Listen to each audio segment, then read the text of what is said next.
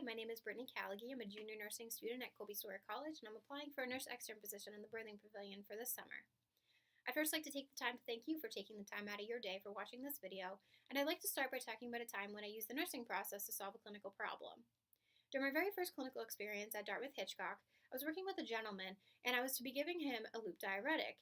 But prior to administration of any medication to any of my patients, I always assessed the lab values and vital signs that were required that day.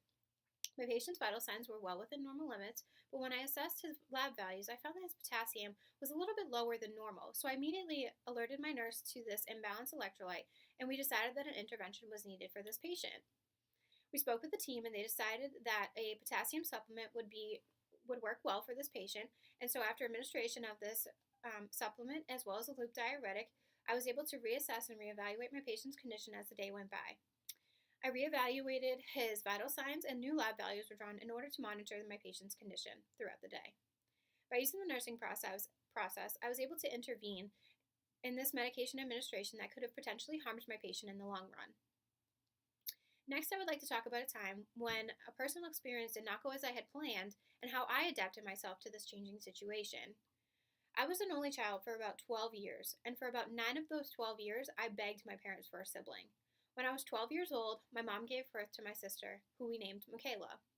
At about 4 months old, Michaela became very sick and was unable to keep down any of her feedings. She was unable to eat, and we could not figure out what was wrong with her. She continued to lose weight, and over time, we became very, very worried. As I was 13, my main worry at that time was to go out with friends, to play my sports, to go to school, and to do what I wanted to do as a teenager.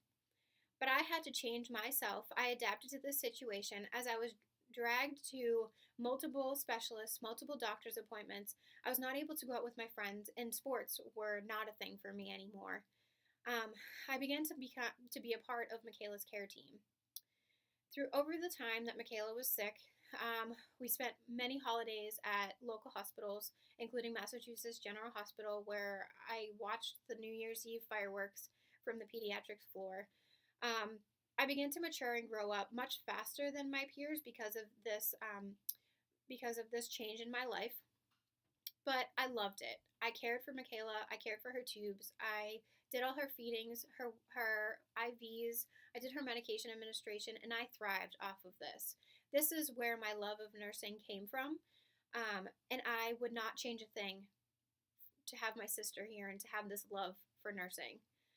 Michaela's my inspiration now for becoming a nurse, and because of her, I have developed a mothering and nurturing personality that I would love to pass on to others and to care for others as these nurses had cared for my sister. Next, I'd like to talk about a time when communication was difficult for me and how I adapted to this new communication style. And it actually happened when I was on the birthing pavilion at Dartmouth-Hitchcock. I was working with a woman who had a scheduled cesarean section, but the interesting thing about this woman was that she spoke no English.